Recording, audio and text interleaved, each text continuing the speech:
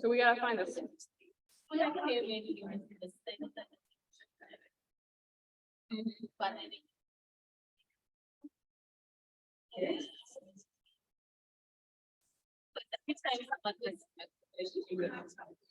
I mean, I think if someone has a question, you can leave the camera, it's fine.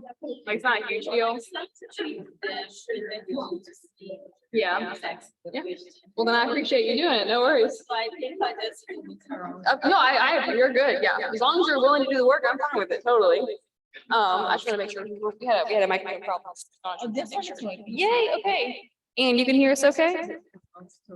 Yep, I can. Thank you. Oh, it was good. Can you still hear me? Yes. Perfect. We pressed a button, so I want to make sure I didn't mess anything up. Thank you. Yay. Okay, that's a good sign. Okay. I can even hear you better now somehow. Aha. Pressed all the buttons. I'm gonna mute myself for a second so I don't deafen you, and then we'll keep going. Okay, thanks.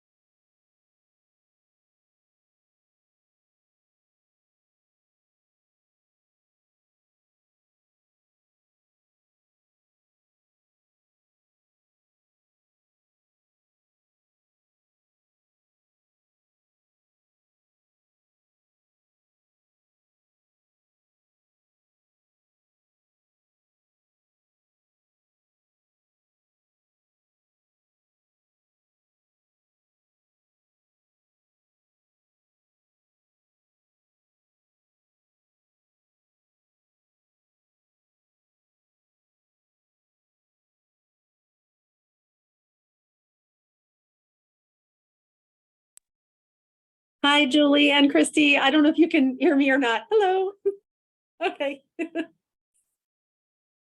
Nice to meet you both in this format. Sorry, I can't be there in person. Hello. That's great. Does this work okay?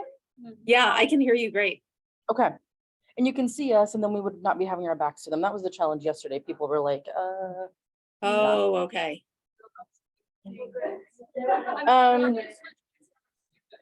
well, it's kind of on this end. Like if you stand here, you can't see it. Right. The way, opposite way. There you, I think that was great. Then we can stand.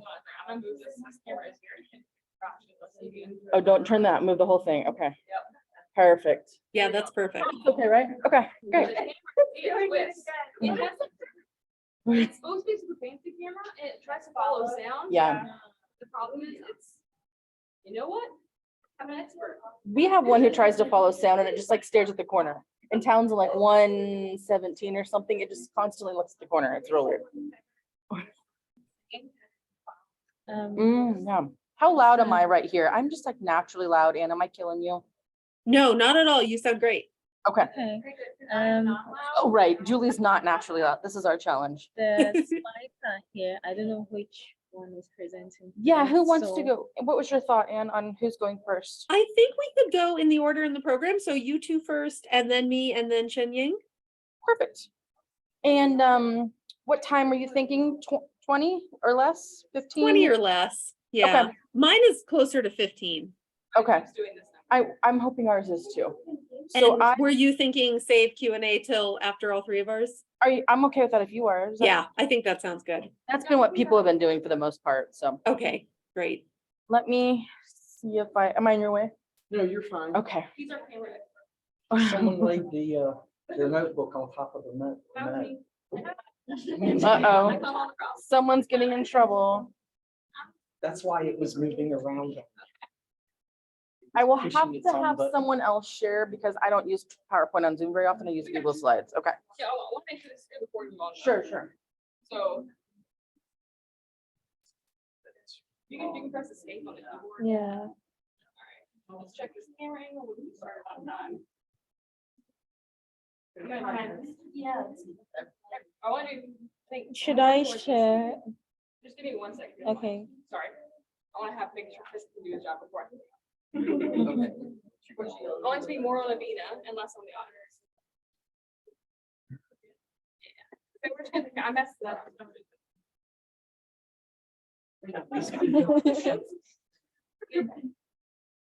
Okay. Okay.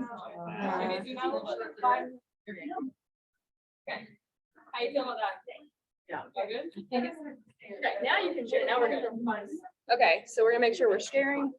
Who's speaking first? Okay, So So- this one, whenever you go to share, the best thing to do is press screen, okay, because that way, if we change PowerPoint, we'll redo it. okay, So you can double click it or you can click share there, either way. And then you can click enable editing, that way it's just gonna stop, because I don't know why that pops all the time now. And then you can do, slide, there's a button. That button right there will share it. There you go. yeah, Okay, whenever they switch PowerPoint, just make sure that little, this is still here whenever they come back, but it should be, because we did the screen version. okay, If you have any issues though, just text me, I got you. Sorry, I messed the camera up. that's fine. I like to cause problems so I can fix them and seem important. Not really.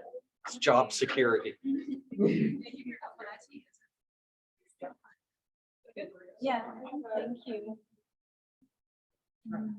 And when it's time for my talk, I'll share my own slides because I have some video clips I'll share from my end.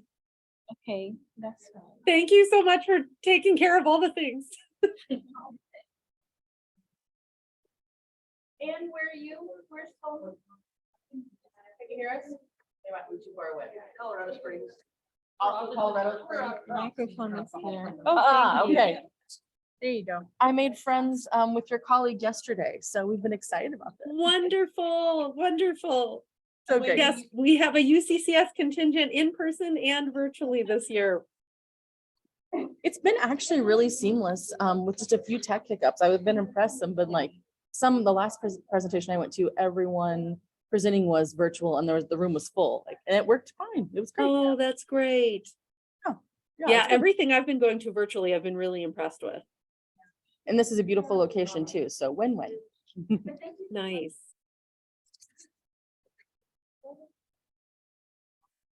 Are you two originally from Missouri? Yes, indeed we are. Okay, Yeah. Born and stayed and never left. Uh-huh. We both have our I- PhDs from Mizzou too. you know what, honestly, at any time I've met anyone from Missouri, that's the story. It's just a great place and people don't leave, that's what I hear. It's both like the pride point of Mizzou and also like the sticking point of the ancestral nature of producing your own PhDs and staying there. So- Right, But So- we think it's a benefit, clearly, you know.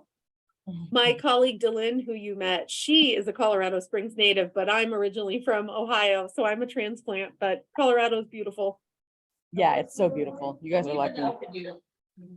It's home now. And we're still waiting for Shenying, but I know that she's going to be joining virtually, so hopefully she'll be on soon. I was looking for her name. Mess up the time change. I know time zones are the bane of my existence. Christy and I have done that before. We presented at the Hong Kong English Across the Curriculum Conference during COVID. Sort of. Well, we were supposed to, but we adjusted for hours, but not days. So like, we're like, okay, it's however many hours difference, but we were a day late for our presentation. Oh my So- gosh. They were very kind about it, of course. Okay. Pass the handout. Oh, good. We're the Yeah. presenters, so we do indeed. Thank you. Mine has no.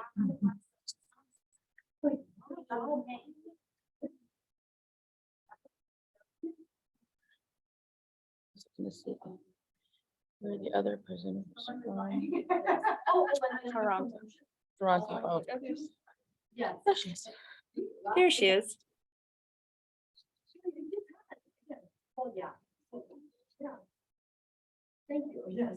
Hi, Shenying.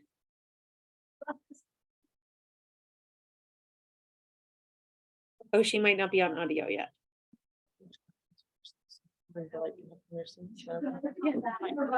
I don't know if they'll ever hear me.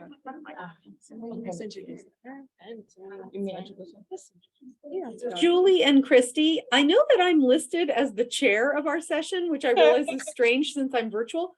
Do you want me to give an introduction to you two?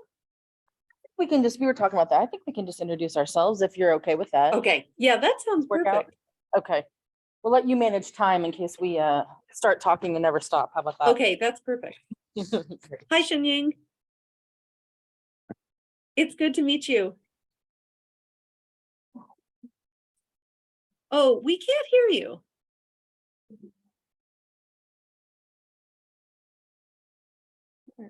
There it is.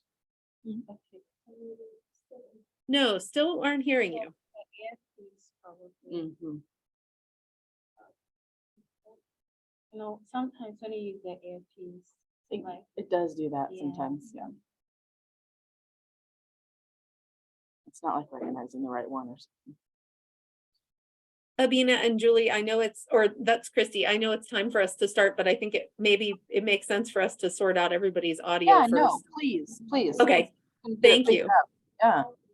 We want to be able to hear her for certain. Yeah, Shenying, can you hear us?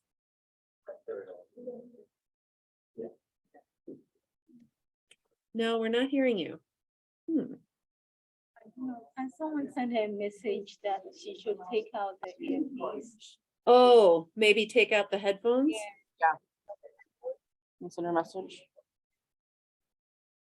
Oh, she's leaving and coming back. Oh, okay.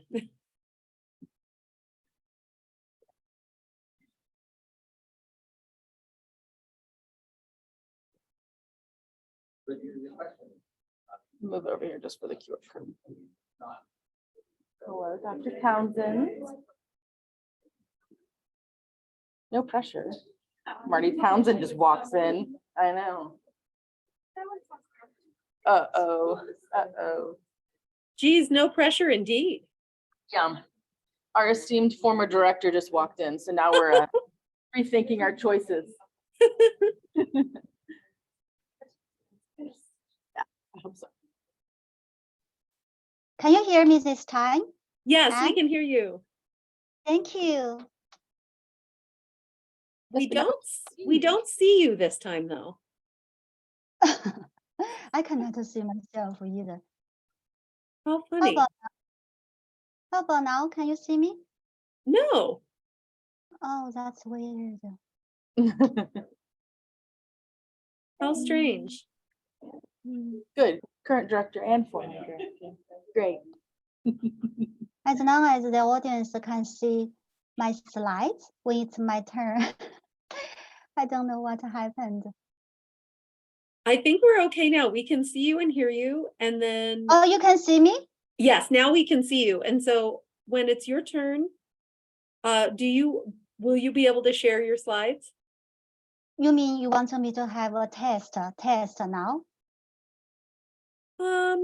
No, that's okay. I don't think we need to test now. We could wait until it's time. I just meant you're planning to share your slides when it's your turn, right? Yeah, I will share the screen. Okay, that's what I'm planning to do too. We thought we Thank could you. go in the order on the program. So Shenying, that would mean you would go last. Is that okay with you? Okay, thank you. Okay. Thank you very much. Then I think we're Thank ready. you, Anne. Yeah, thank you. I think we're ready to start, Christy and Julie, whenever you're ready. Awesome. Thank you so much. Thank you all for coming. It's a late session and we're so glad that you're here. Julie and I are from the University of Missouri and represent the campus writing program there, along with our director and our former director over there. So we're going to just stare at them and smile. We've been doing a research project for a while that uses data from our course management system. And so we're excited to think today a little bit about the ways that instructors of writing intensive courses conceptualize and apply the idea of counter argument. So that's what we're going to talk a little bit about today. It's a little bit of a large scale research talk. So hopefully it will be engaging for the end of the day. This QR code gets you to our slides. You're welcome to pull up. It's a Google Slides version. There's also handouts floating around if you'd like a copy of that, just ask your neighbor. There might be extras somewhere. Is there another stack over here? Ah, perfect, over there. All right, so I'm Christy, the Associate Director, and I'm here with Julie, our coordinator, and we will just jump right in. Should we maybe mute? Is that good? Is that all right? Okay, here we go. So we work sort of from 3 foundational ideas today. And this has been in the discourse of our campus writing board. So as I said, our program is governed by a campus writing board. That board is made up of 18 different faculty members across the university, divided into subcommittees based on discipline type. And so Julie will talk more about that later. But we have lots of great conversations around philosophy and pedagogy and policy with this board. And recently we have been thinking a lot about this idea of what discourse is like in the 21st century. So the only social media I use is Twitter, and apparently it's the worst, most toxic social media. And so it makes me think a lot about this Susan Herbst quote. She acknowledges that there was never a true golden age of purely constructive discourse. Like, we have to put that out there. We all have backgrounds, I suspect, in rec comp, and we know that there's always been this tension. But we also know that in the last decade or two, public discourse has become increasingly more insular, sorry, Twitter, increasingly more divided, and that's especially true in online spaces. We're thinking a lot about how opposing viewpoints clash in the 21st century. And then we're continuing to think about critical thinking. We reference the John Bean book and now the John Bean, Dan Melzer book very often, and there's so much great foundational stuff about critical thinking in that book. And so we're thinking about what criticality in writing does, or what it requires. And it requires writers to reject absolutism, to embrace qualification, and that's sometimes a challenge for student writers of all levels, right? So thinking about criticality in writing. And then finally, let me scoot these little guys over. That led us to think about counter argument. And so this Nussbaum piece, Nussbaum does a lot of work thinking about how counter argument arises in writing and critical thinking. And I really like this quote, that counter argument requires substantial epistemological sophistication. The quote itself indicates how difficult counter argument is, right? For us to conceptualize the other side in a way that is fair and true and complex, and then to push back to it. And so for that reason, it's challenging for secondary and post-secondary students alike. I have a background in secondary ed, and so noticing how the same challenges our secondary students are having are coming to our undergraduate students as well. So looking at that crossover. So this leads to our research question that we have characterized here by these 2 images. One way of thinking about counter argument among our campus writing board, and this really lovely heated discussion a few years ago, was as an either or thing, right? There are 2 sides to an issue and one side is right. We saw that a lot in the more clinical fields. Then the other way is more of like a crystal. All issues and disciplines have many sides, and a little bit of one side can be correct and a little bit of another side can be, and we have to sort of examine all these sides. And so that led us to ask this question. How do writing intensive instructors understand counter argument? So that's kind of phase 1 of what we studied. And how do they apply that understanding in their writing assignments? So I will pass this over to my colleague, who is our data person. And I'm going over here. And Yeah. I am gonna sink this down out of the way. So one of the distinct advantages of being at the campus writing program at the University of Missouri is our well-established writing intensive process. So our campus writing board reviews writing intensive proposals. Every semester that a course is going to be taught with a writing intensive label, they have to submit a course proposal through our online system. That course proposal then comes to the campus writing program in the beautiful historic Conley House, and it's reviewed by our staff. So it either goes through in-house review if there are no changes to the course, and if it's a new writing intensive course, if it's a new instructor, if there are significant writing assignment changes, then it heads to subcommittee review. Christy mentioned our subcommittees. There are 18 total faculty board members, and we usually have a really easy time getting people on our board because they get a chance to review all of these great courses and learn a lot from the other instructors' assignments. They're evenly split among the natural and applied sciences, the humanities and art, and education and social sciences. And so as the course proposal comes through our system 3 times a year, the subcommittees will review them and either send it back to their instructor for some revisions or clarification, or send a recommendation for approval to the full board. And these subcommittees come into more importance later as we start to divide some of our data based on the different genres. So drawing on this wealth of data, my background is actually not in rhetoric, it's in science education. And so I always get really excited when we can have this really great wealth of data. So throughout the year, we get about 350 course proposals through our system. And so Christy and I began this research project as a larger model where we just were really curious about how instructors were answering this one question within our proposal. One of the requirements for a writing intensive course at the University of Missouri requires that instructors ask students to write about an assignment which addresses a question for which there is more than one acceptable interpretation, explanation, analysis, or evaluation. And throughout the study, we call this the MIQ question, just because acronyms are fun in education, apparently, and they like to make things confusing. So as Christy and I went through these 351 course proposals, we used grounded theory methods to use some open coding to find the dominant concepts and group them into what we saw were the overarching themes that we saw throughout these instructors' answers to this theoretical question about their courses. In the second round, we got back together again and refined our definitions by going back through the course proposals again and providing descriptors. If you've been at any research that Christy and I have done in like the last 2-3 years, you've probably seen a portion of this data. And in the end, we came up with 6 categories that describe how our instructors are theorizing about this question in their students. Interestingly enough, we found the most common was this category here highlighted in yellow called take and defend a position on an issue. About 75 of the 350 course proposals fell within this category. And then through these 2 rounds of analysis, we determined that we would define this group of proposals as their answers. The writing assignments would ask students to engage in scholarly debate, supporting their assertions with evidence while considering multiple perspectives on the issue. And because this is the most common, and we have another publication out about critical reflection, one of the least common categories, we decided to dive deeper into this between the board conversation about what is argument, what is counter argument. And so we took those 75 MIQ answers and we narrowed them down to 37 representative samples. And those represent equally across the natural applied sciences, education, social sciences, humanities, and arts.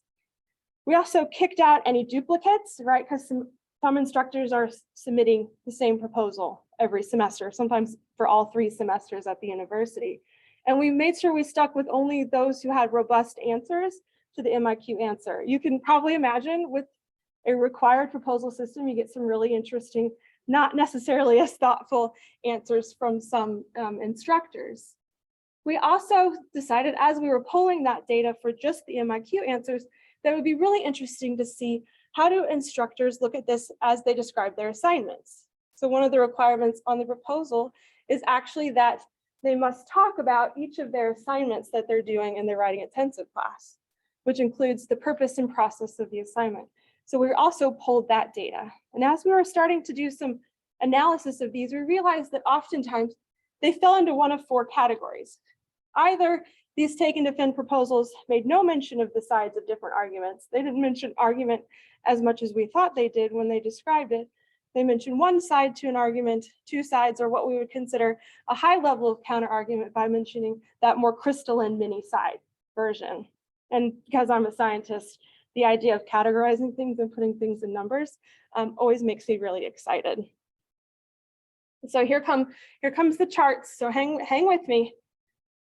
So as we went through these 37 representative samples, overall, we found in this multiple interpretations question where we asked the instructors to describe to us what they're doing with their students, almost 50% of them would fall within the idea of presenting one side for their students or no mention of sides particularly.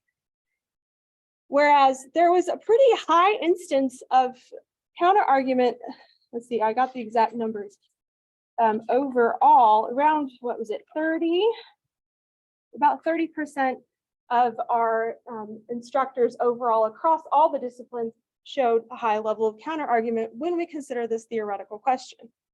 Broken down based on their disciplines, it was really interesting that we found that in our natural and applied sciences, your eyes are probably drawn to this giant red bar that in the natural and applied sciences are having over 50% of their courses, instructor answers fell within that one side. Whereas our education and social sciences, you're more likely, almost half of those proposals were labeled within the mini sides group. And here's some examples of answers. So from those that fell within the one side, instructors might write things such as students will describe the issue and make an argument to support a position related to that issue. Or in our natural and applied science, students will take a single position and defend it with evidence. For those labeled with two sides, an example from our education and social sciences might be one instructor who wrote, students are asked to consider both pros and cons of divorce and take a side and justify their position. And on what we would label the higher level of counter argument, and in a different education and social science course, one instructor describes in how their course students explore and respond to debates and queer theories and identities that are contested and have multiple perspectives that challenge one another. In turn, when we turned our view to looking at the assignment descriptions, the more specific, where instructors were asked up in the top right corner to describe the purpose and process of their assignment, we saw different results. Of the assignments analyzed from these 37 representative courses, almost 75% of them fell within the one side to no mention of side category. And you'll notice the giant red bar again at the bottom for our natural applied sciences, where they were above the average of all the assignments, with very few. I think there was 2 courses that had assignments that were labeled within that many side categories of the natural and applied sciences. Some example responses from one of our education and social science assignments was a persuasive essay. The purpose of the assignment is for students to take a stance on a hot topic in education and support that stance with research. In our 2 sides category, in humanities and arts, they describe multiple assignments within one category. The mini argument, the essay, and the video are all persuasive position papers, where students are asked to identify a communication issue that has 2 sides. And again, the example for mini sides falls out of our education and social sciences, where the instructor assignment asks students to entertain objections that might be raised against the reasons you gave in section 2 of the paper. So this is a broader assignment description. This is just an excerpt. Be sure to elaborate on all objections while explaining why one might endorse them. Viewed side by side, I think it's really telling. As we look at the total data sources, we often saw when we were looking at the assignment descriptions compared to that more theoretical interpretations question that our instructors answer on the proposal, that most often the instructors describe the types of evidence or use of theory within their discipline that the students should use to support their position on their take and defend proposal. And then this is my last one, I promise.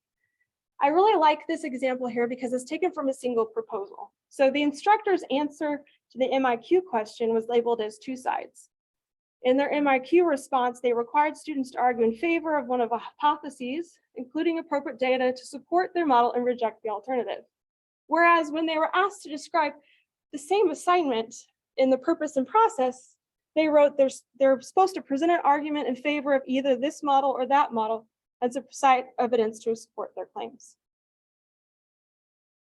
So what does this all mean? Aren't those charts great? Like I can never create those. This is why you write with a science ed person. So what does this all mean? You know, we were taken by the fact that lots of WAC research rightly shows how there's no universal genre of academic argument, right? Of course there isn't. But within this category, we saw lots of universal writing goals. And we thought that was really sort of a benefit of doing this sort of research.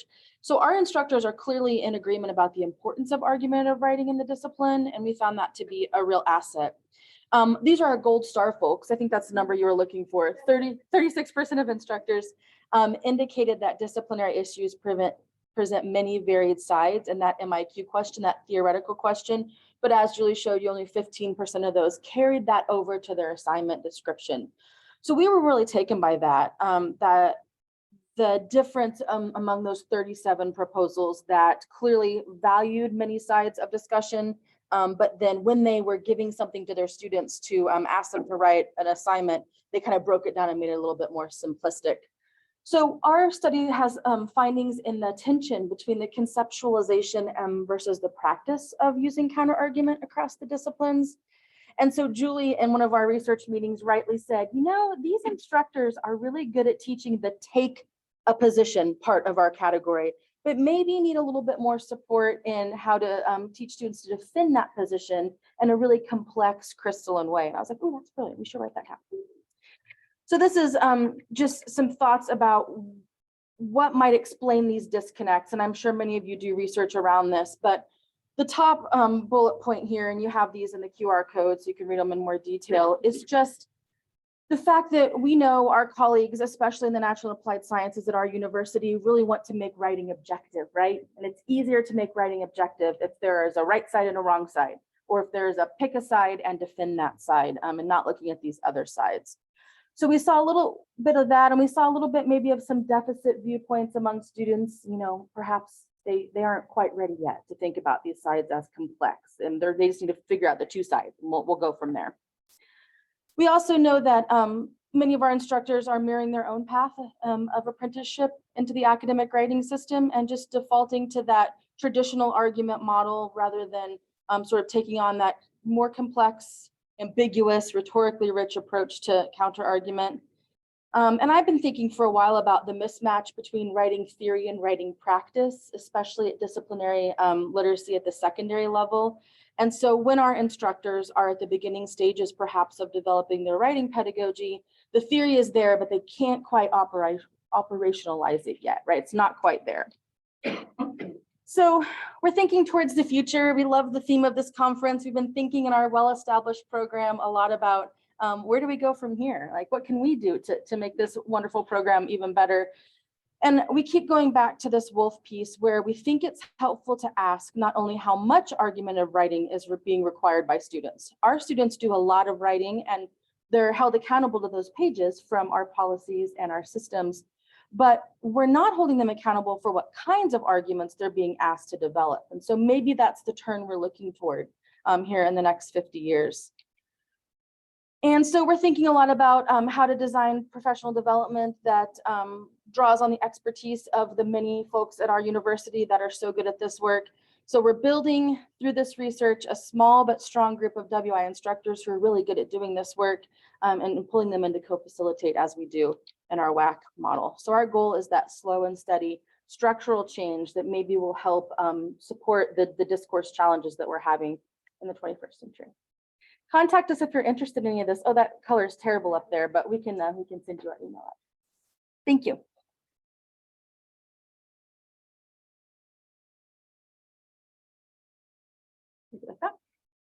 Thank you both. That was fantastic. As attendees may recognize, we're going to share all three presentations and then we'll save Q&A till the end. So just getting my slides up. Looks like my screen share is loading. All right, so everybody should be able to see my screen. Good afternoon, everyone. My name is Ann Amakuchi, and I teach and conduct research at the University of Colorado, Colorado Springs.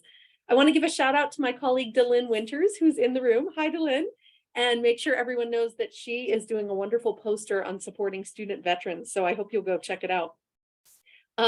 The slide that you're seeing on the screen, let me just get into slide view here, shows the title of my talk and my contact information and a picture of me smiling.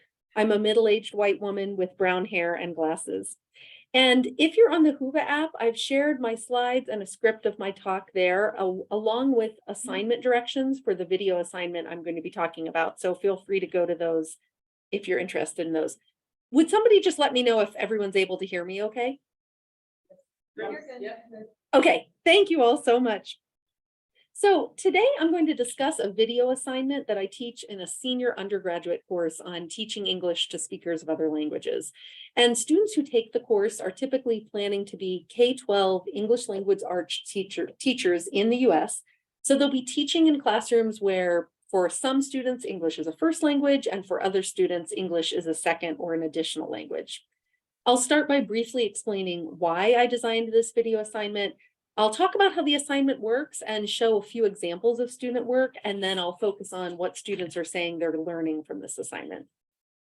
So I designed this assignment to counteract English-only assumptions that are common among future English teachers, who often assume that their English language learners will need to speak and write only in English in order to learn English effectively. And on the left side of the slide right now, there's a text box that shows the words English-only assumptions come from.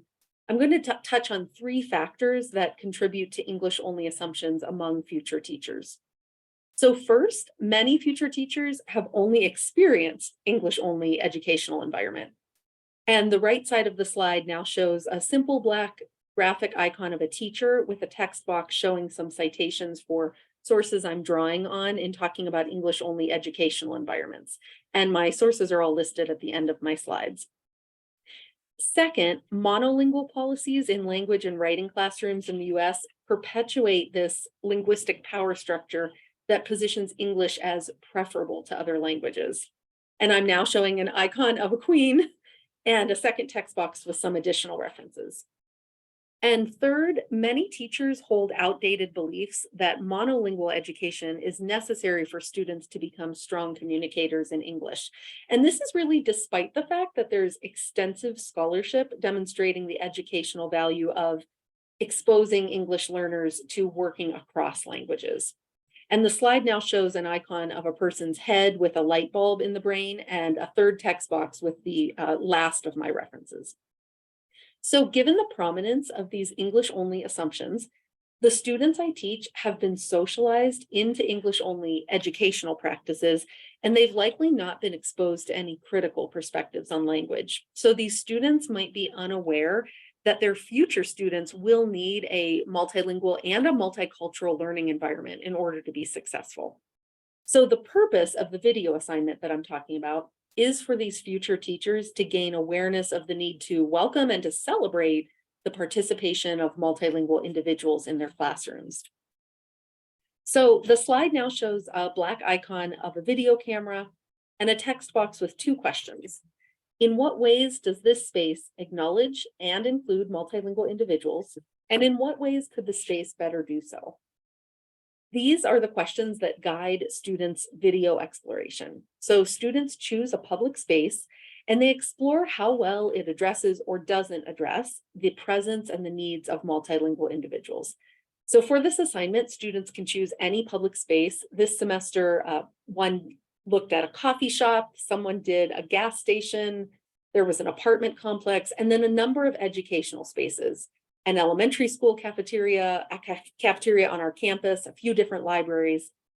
Students gather a lot of evidence by taking photos at the space. Some of them shoot videos, they take notes on what they observe, and some of them have conversations with people in the space.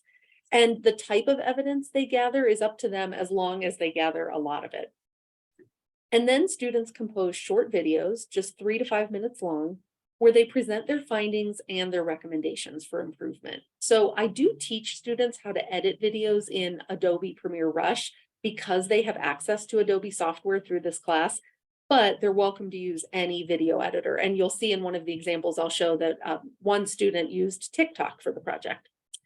The resulting videos really range from students who shoot a lot of moving image video and then do a lot of editing of video clips, all the way to students who just compile still images in a PowerPoint and make a video that way.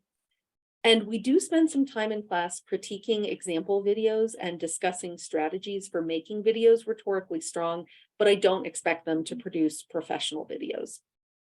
Then after completing their video, students write or record audio for a short reflection where they discuss what they've learned.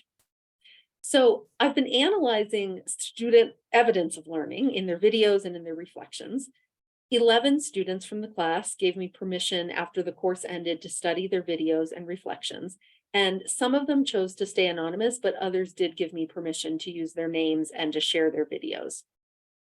So I'm going to show you 2 video clips. And if you do happen to go into Whova and download my slides, the slides just show still images from these videos, but I'll show you clips from them.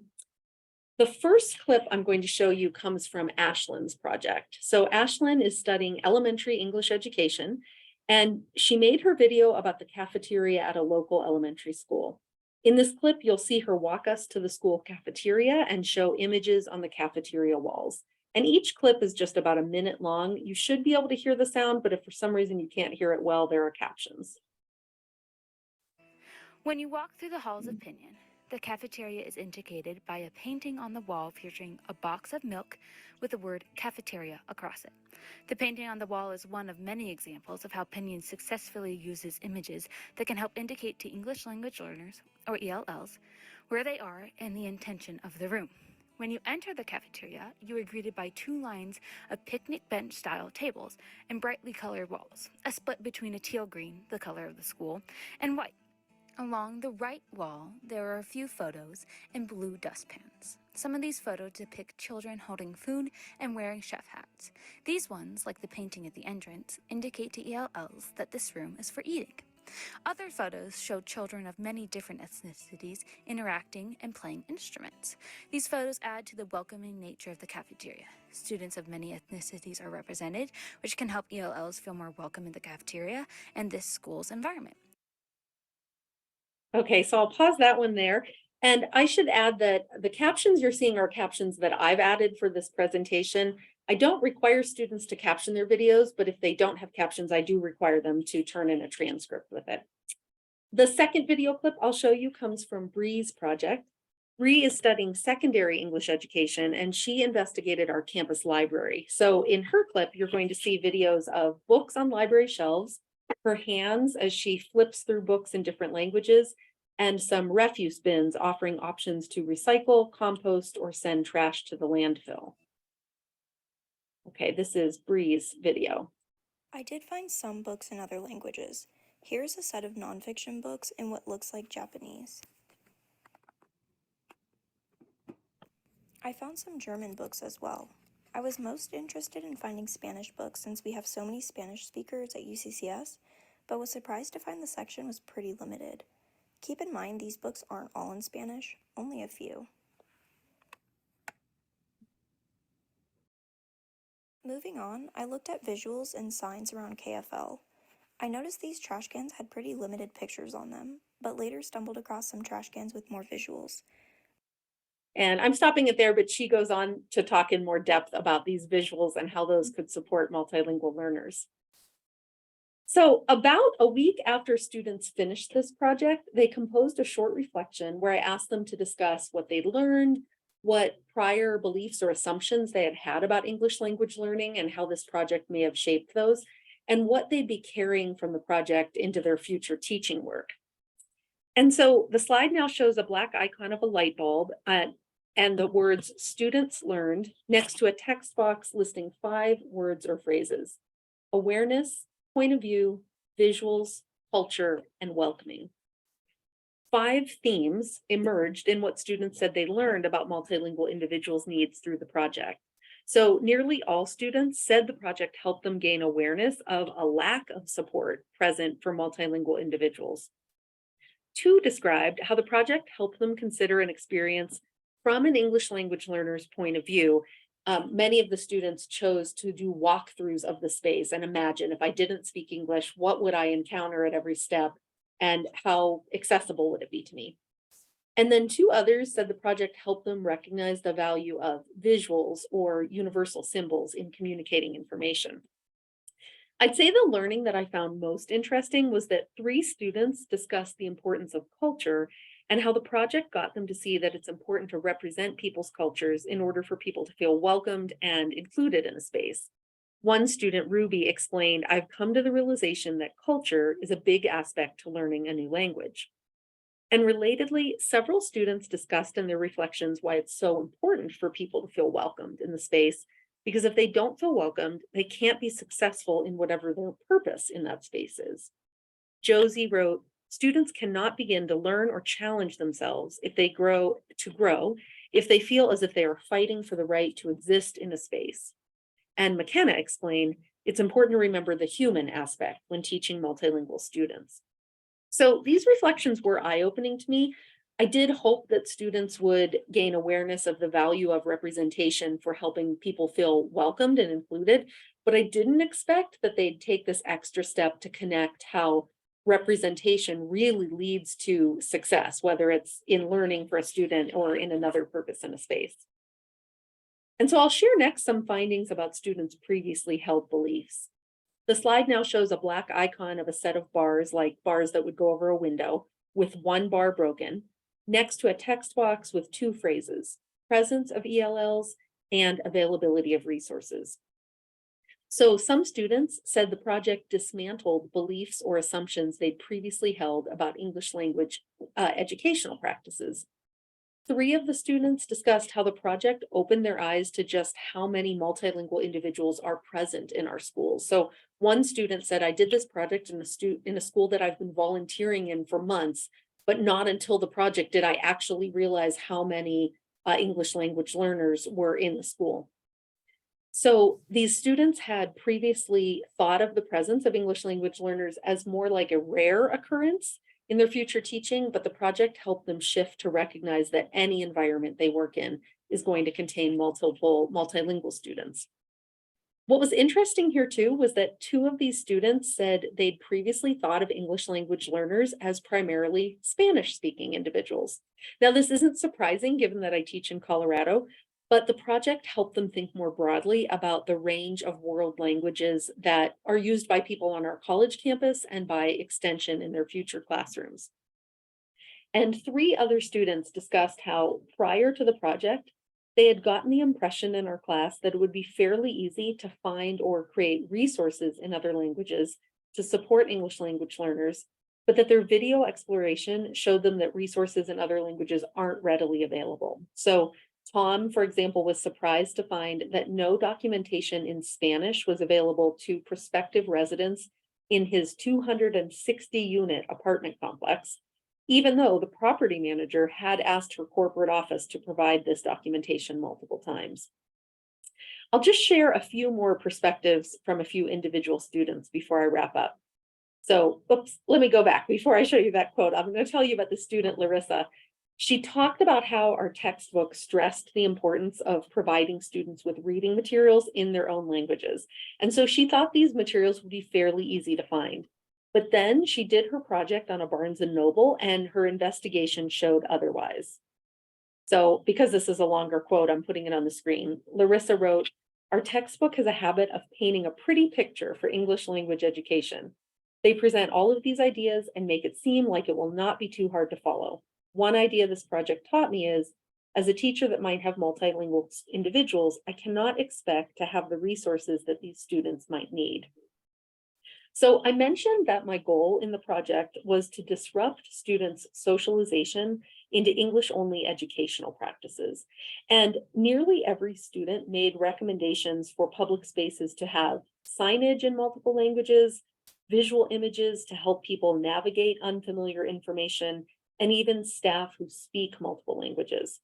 And many of the students also made recommendations for representations of multiple cultures. So I do think that the assignment was successful in its goal of helping students perceive the value of multilingual and multicultural environments for English language learners.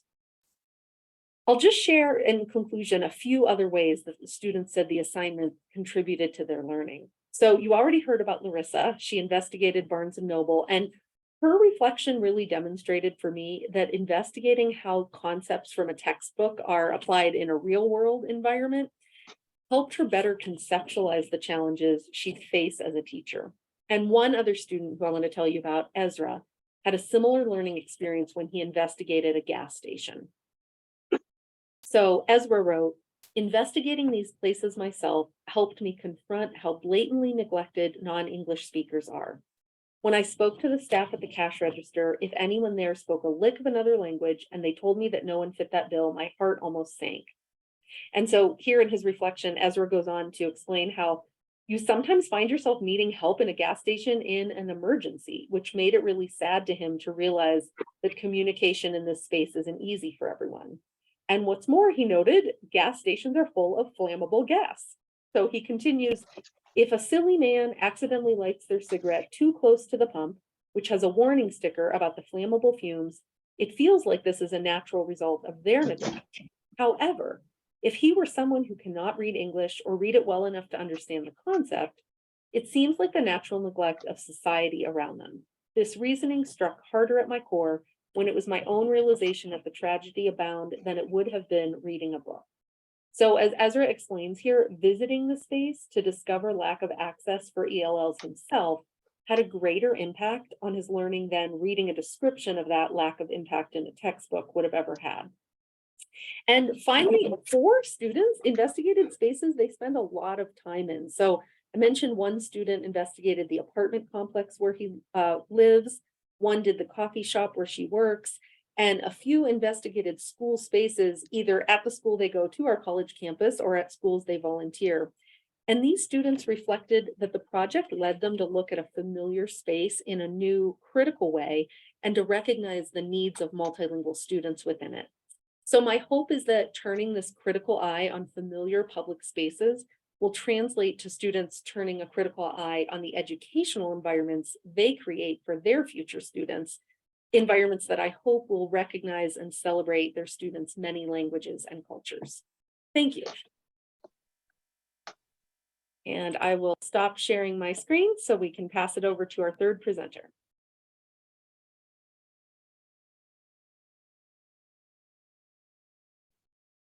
Excuse me, Anne, am I third presenter? Yes, you can go ahead and Thank share you. your screen. Thank you. Thank you, Anne.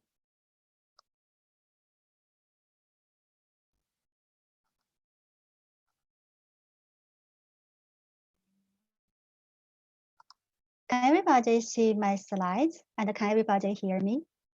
Yes, we can see them and hear you. Thank you. Thank you.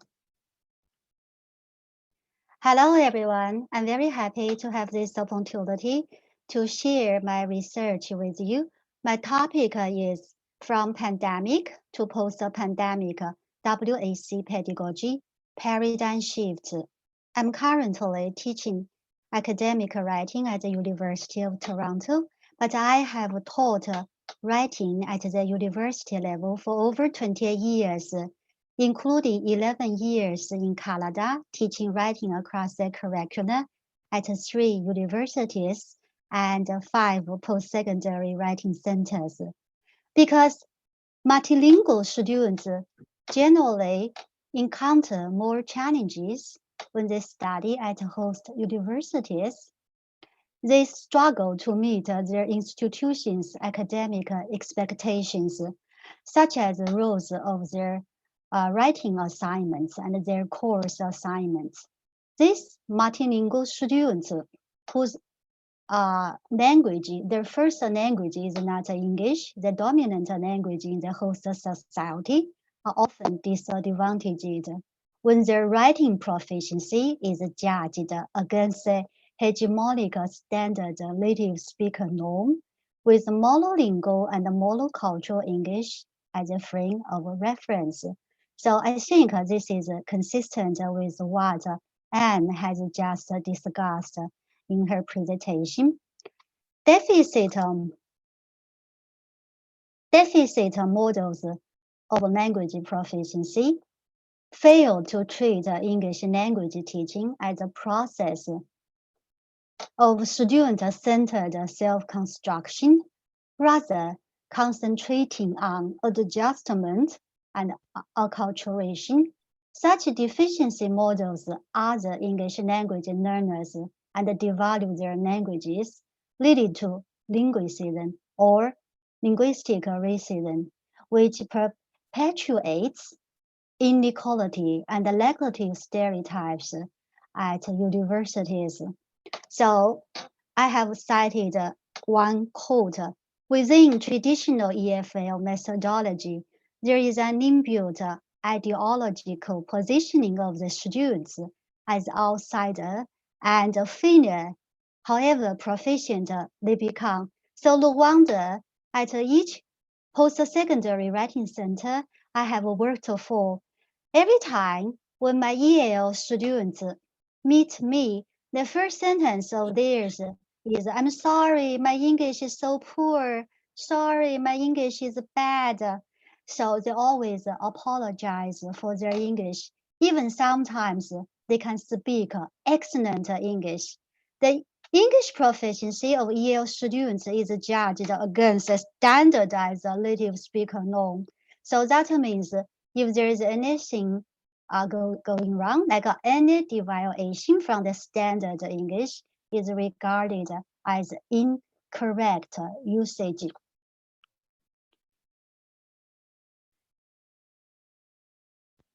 The emergency remote learning necessitated by the COVID-19 pandemic exacerbated the academic challenges faced by EL students studying from their home countries remotely.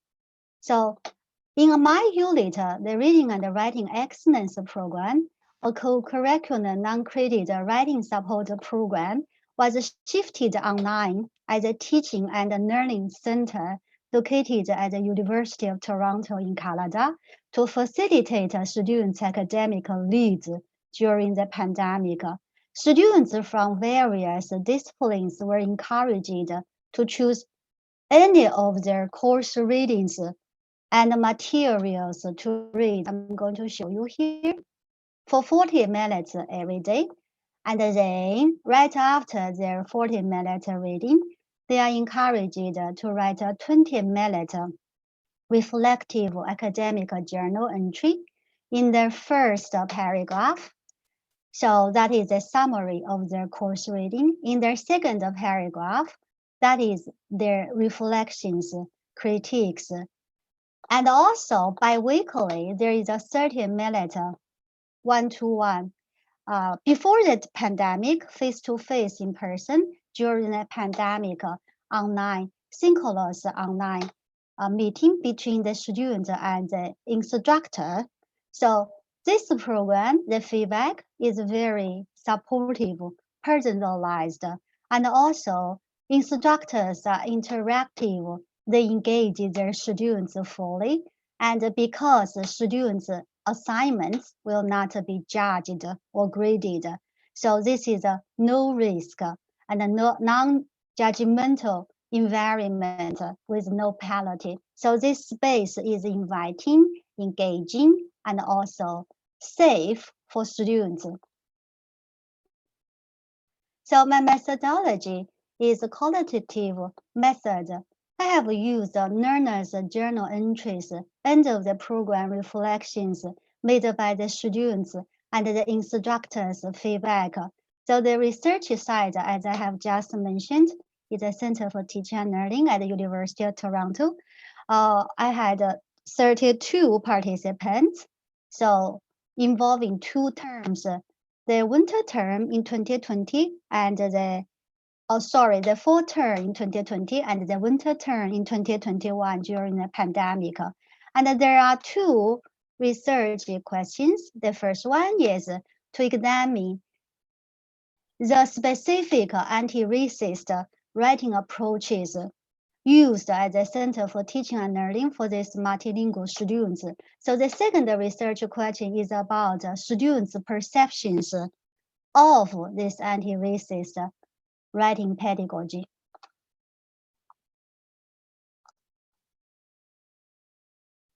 The first approach I have used is multimodality.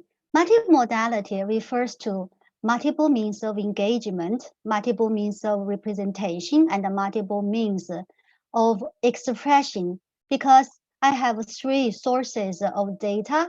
So based on one of the sources, students end of the program reflections. So I have quoted one student's remark. So I'd like to provide a little bit of context about this student. At the very beginning of this program, in fact, this program, and we have several cycles. Each cycle is 1 month, 4 weeks. So from the beginning to the end, every day the student is encouraged to post 1 academic journal entry. And this student at the very beginning, he could only write 3 or 4 sentence fragments. They were not complete sentences in a real sense. And he told me he had never written an academic essay in his whole life, so struggled or not. What is worth mentioning that is in my group, and the students whose scores were the lowest.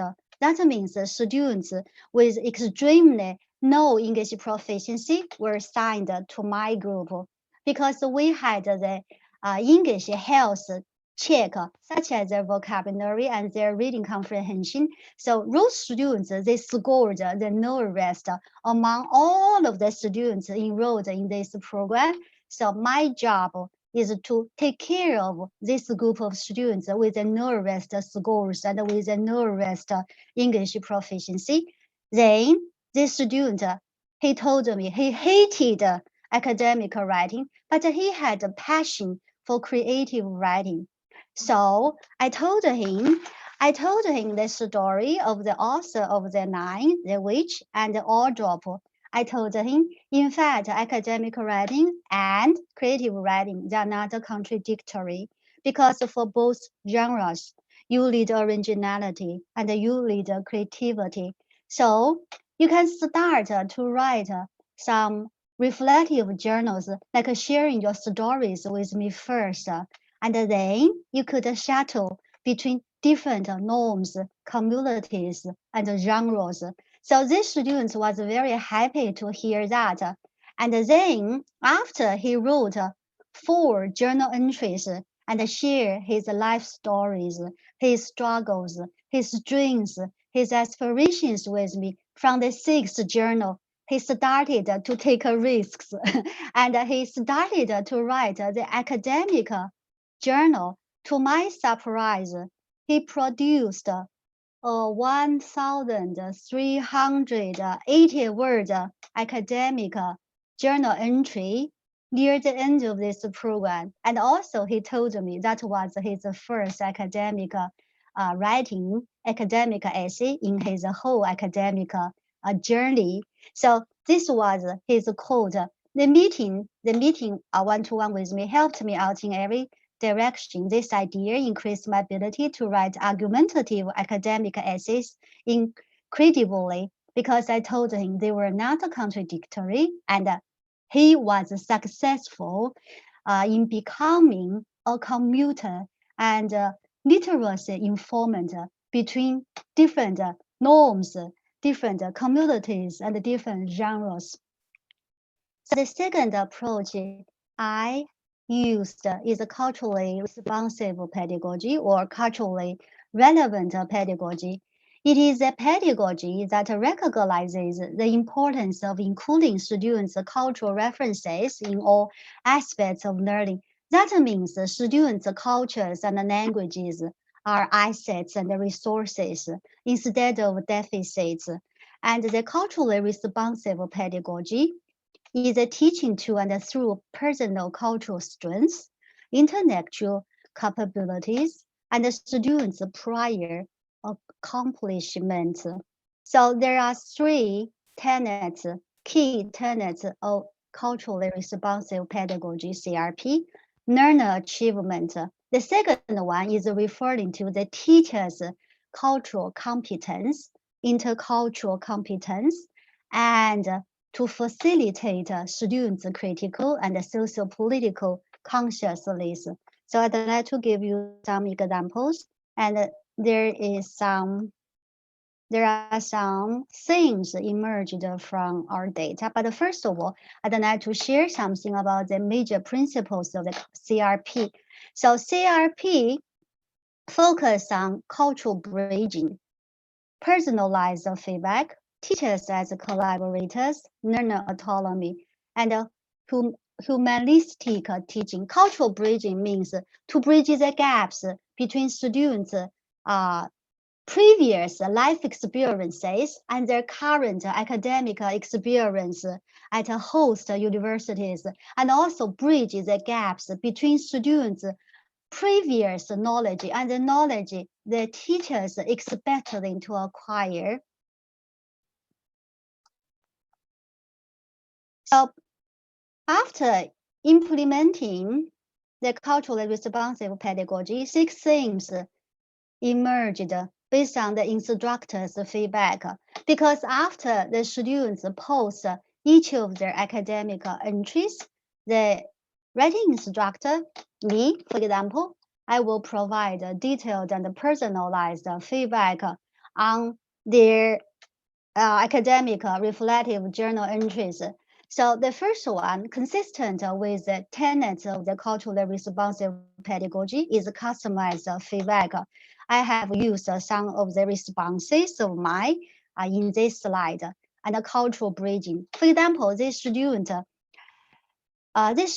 she was very familiar with Chinese American novels and Chinese American writers, but she was struggling to understand American writers' writing style and their novels. Then I borrowed the cultural bridging. I borrowed this concept in order to help the students to transfer or shuttle between different systems and different education systems, different norms, and different cultures and languages. And she made it at last. And also motivation and encouragement. I often offered my students very positive feedback at the very beginning. I should say most of my feedback was positive, and then followed by some suggestions in the question forms instead of being very prescriptive feedback as a dictator or arbitrator or arbiter, and also learner-centered leads, building dialogues as partners. So that means learning has become receptacle and like a meaning making process, because teachers as students, students as teachers. So the last one is empathy and care. The pedagogy of care. For example, some students during the pandemic, they were ill or they had some family issues. They were quiet. They did not post their academic entries maybe for a couple of days or 1 week. Then I reached out to them. So this active concern was appreciated by my students. And then they did not give up. With the teachers' encouragement, they went on and they finished the program. And also, based on students' end of the program reflections, they told me that they had improved their writing, reading, vocabulary, and also communication skills. So these are their quotes and their testimonies. So the last one, the last student said, I just want to thank you. You let me feel I can have a friend in this university. And also the last but one, she makes me feel like we are talking like a friend. So I think this kind of culturally responsive pedagogy has endowed students a sense of belonging and also a kind of agency, learner autonomy, and also their voices were heard by us. So the third approach is the facilitation of critical thinking. I always focused on my students' critical thinking skills instead of their grammar. So that means I seldom corrected their grammar. So I have broken down critical thinking part into 3 subsections. The first one is from resistance to motivation and from boredom to interest. Because I compared my students' journal entries before they joined the program, or at the very beginning of the program and at the end of the program. So this student, there was 0 critical thinking element in her journal entry, and she was worried, and she told me it was impossible for her to include any critical thinking ingredient.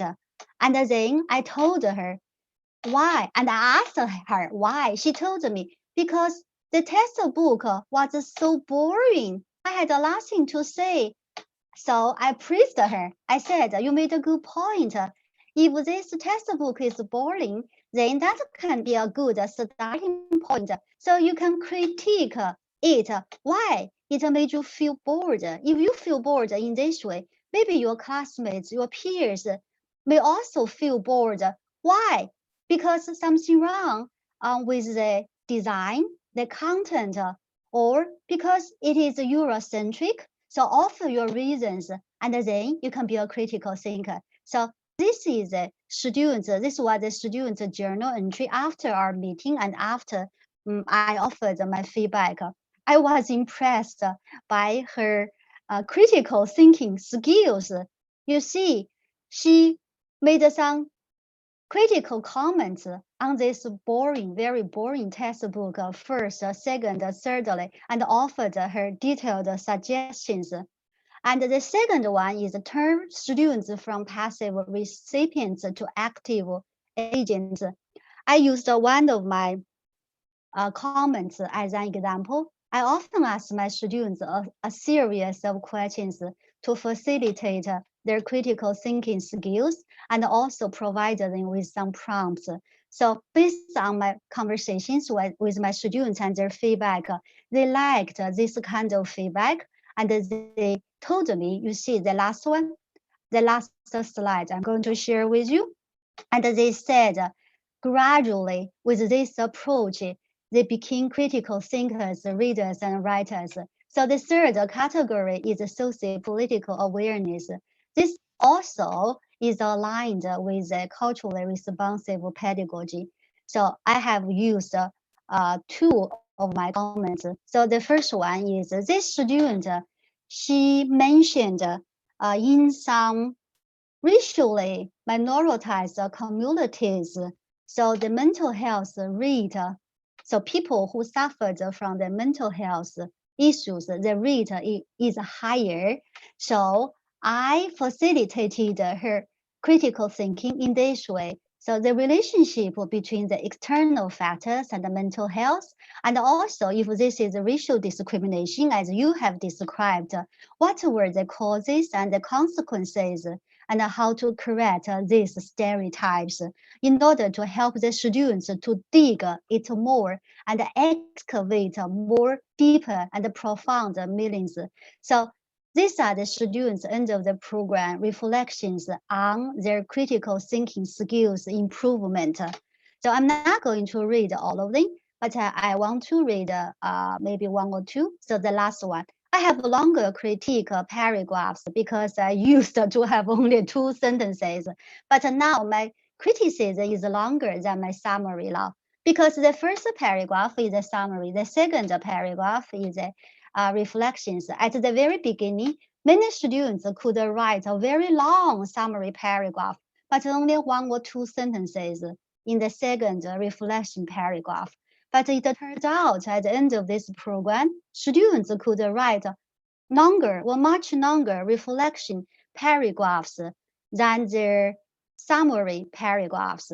So according to Kalagoraj and said, it's imperative for us to make some paradigm shifts now from teaching English as a target language to a language repertoire. That means our students' languages and their cultures are resources. They are not deficient, they are not deficits.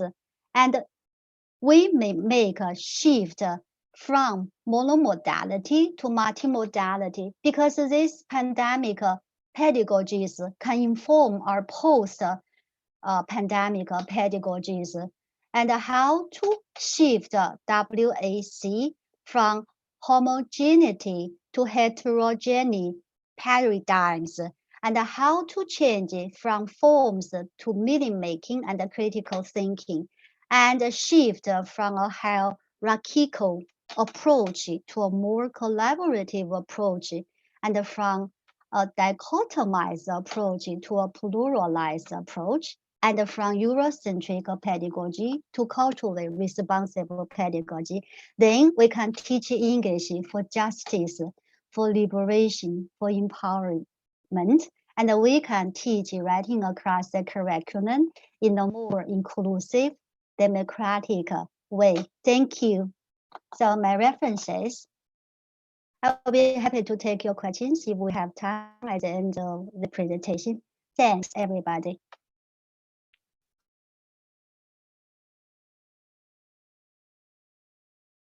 Thank you so much. I think we have about 10 minutes to take questions for any of our presenters.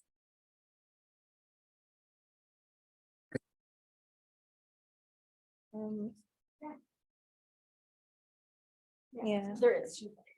Before that, there's a question in the chat of, I think.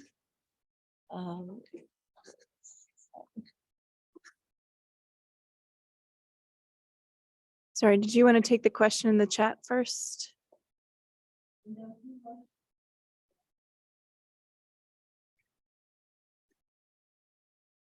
Sure, that's a great idea. I'm not sure if everyone can see the chat. It says, for Christy and Julie, can you talk about how possible bias in an assignment description might influence the presence, absence, or strength of a counter argument in its response?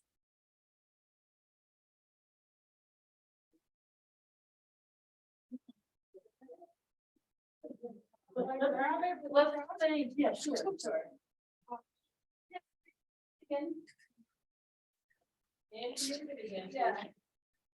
Would you mind, Christy and Julie, coming back to the microphone so we can hear you? Okay, thank you. Can you read it one more time? I think I have it, but I want you to read it one more time, if you don't mind. Sure. Can you talk about how possible bias in an assignment description might influence the presence, absence, or strength of a counter argument in its response? In the response to the assignment? We thought a lot about this in talking with our board members because, you know, when you fill out a form, you fill out a form with as succinct a response as you can get, right? And so some of the responses that we analyzed had assignment sheets that were a little bit more complex, but we also recognize that there's probably more complexity happening in the teaching, right? In the actual pedagogy in the classroom that perhaps isn't coming through on the assignment sheet. And so I think that probably some of our findings were a little bit reductive in that way. I don't know if that's what you're getting at a little bit, that an assignment sheet doesn't necessarily reflect all of the values that were being shared in the classroom. And if it did, then it probably would lead students down one path or the other, perhaps, right? So it's not just construction of the assignment description, but how that assignment description is delivered to the students that may have inherent bias that may sway them one way or another before they even answer that. I think that's right. Yeah. Anything to add? That's fair. Because they're only giving us a couple sentences if we're lucky. Sometimes they're copying large sections from their syllabi, or they're actually pulling from their assignment description for students, like the one I read about section 2, entertaining counter argument, things like that. So it's definitely a wide range of data. But I think we are, with those limitations understood, I think we are interested in trying to get some of those values reflected in the assignment sheets so that students, you know, kind of know the expectations and know what they're working with. And then maybe we can more evaluate the bias that might occur then. Does that make sense? Yes. Yeah. Good question.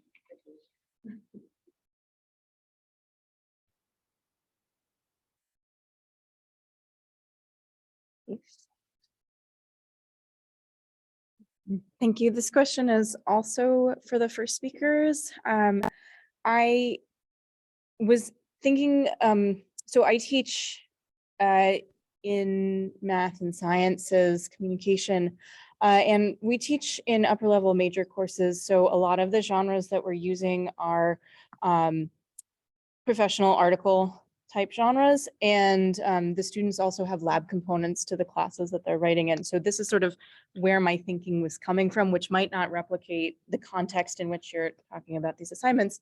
But I found it surprising from that context that there was so much one-sidedness in the way you were talking about the natural sciences. And forgive me if I'm inferring a tone that wasn't there, but there seemed to be a sense of disappointment on your part that there was that.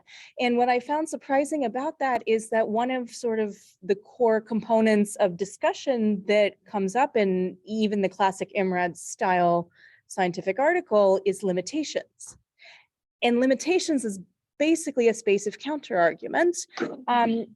And so I'm wondering, you were talking originally about sort of what is counter argument for these different fields. I wonder if that term counter argument is biasing how people understand what's being asked of them in terms of the assignments, and if maybe broadening the word choice that gets used to describe counter argument might, you know, let the natural scientists see that they're actually doing this work in a way that they don't recognize it at the moment. And I'll pass the microphone back to you.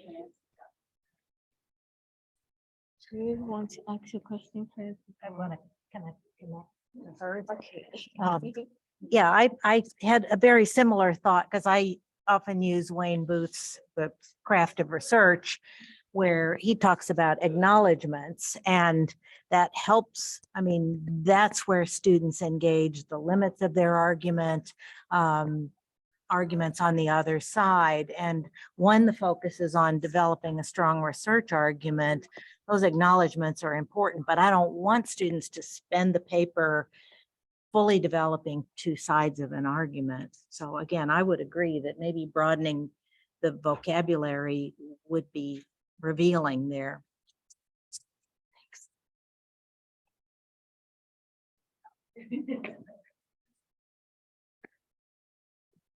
As Christy and I are laughing because it's funny that you bring this up, because we had the same discussion as we were going through the data. As a natural scientist, a life scientist, we kept coming back to the fact that they do this, but they're not putting it in the assignment descriptions that we are getting.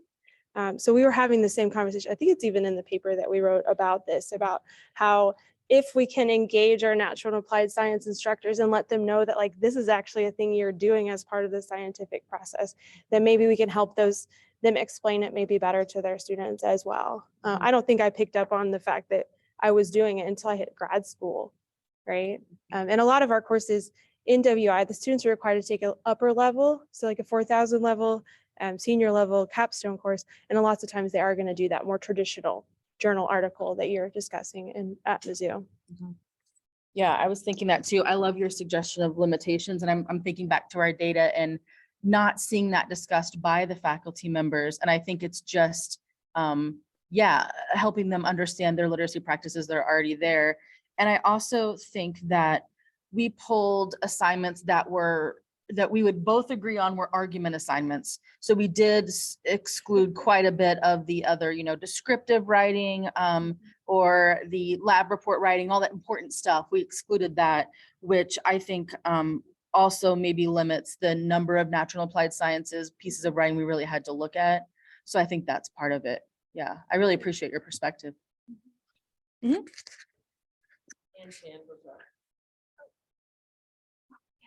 She raised her digital hand. Oh, I'm going to jump in with a question if that's okay. And I know we're very close to time, but there was a question I wanted to ask Shenying. I really enjoyed your presentation, and I can't wait to read the publications that will come from this study. I was very curious about when you said students became less afraid as writers and they built confidence. And I just wondered if you could tell us a little bit more about how the process helps students build confidence as writers. You mean this program, or generally speaking, the writer process? The tutoring program in particular. So how they have the daily writing practice and then the periodic meetings with the tutors. I'm curious to know how that helps their writing confidence when they're getting all that practice. Thank you for your interesting question. According to research, confidence is a very important indicator, and students learning outcomes and the student certification are closely related to confidence. So you have raised a great question, Anne. So in fact, I have done some research and published some of the journal articles. I think there are a lot of variables, including the teacher's teaching style, personality, characteristic, pedagogy. For example, I think take myself example. I always build a rapport just from the very beginning, the first tutorial session. So gain the trust from students. So the student will not regard you as an authoritative figure, instead as a partner, a collaborator. So if this professor is approachable, then students are very eager to share their thoughts with me. So this is feel. And also, I think they need a lot of encouragement, especially Yale students with extremely low proficiency. Although some of my students are making steady progress, they often tell me, no, my English is so poor as compared with my native English speaking students. I'm too bad. I think this kind of encouragement and constant notification and find their strengths. So often I tell them, my dear student, my argument, thesis statement is you are strong. So I do not want to make my argument empty. My examples and my stubborn argument one. Number one, you have made a lot of improvement in your vocabulary, words, choice, and diction. Second, look at your critical thinking skills. Wow, a critical thinker was born. So the students told me, oh, after my conversations with you, I think I'm becoming more confident. And also, I think another way is we often compare one-to-one writing session to psychoanalysis. So it's like doctor with a patient. So we often say from talking cure to writing cure, and from unconscious list to conscious list, from conversation to composition. I think this dialogue is super important. So we build dialogues with students to discover their inner voices, their voices that they could not articulate of their race, their English proficiency, and hear their voices, and also lending a sympathetic ear and offering supportive hands. This kind of sympathy, this kind of care, active concern, empathy, I think all of them will contribute to the students' confidence, and also let them know, do not use native speaker as a sole goal and norm. Don't dream to be a native speaker of English or A1 because that's not to learn. You have to go to childhood. You have to go back to like before 6 or 5 o'clock. Sorry, not o'clock, 5 years old to in order to speak a real native English speakers English. Just be a proficient and capable A2 user. So in this way, they will be more confident and they can navigate their multiple identities and their multiple linguistic repertoire. You are strong because you have multiple languages, multiple cultures, so you can navigate them and you can see the world from a pluralistic view and you can write with your bilingual creativity. Thank you so much. I think that's the perfect inspiring note to end on. Thank you all for, I know we're out of time, but thank you all for coming to our panel. We really appreciate it. Thanks for this interest in our panel. Thank you. Thank you, Anne, for leading. Thank you. Thank you. It was good to meet you all. Bye-bye. Bye-bye.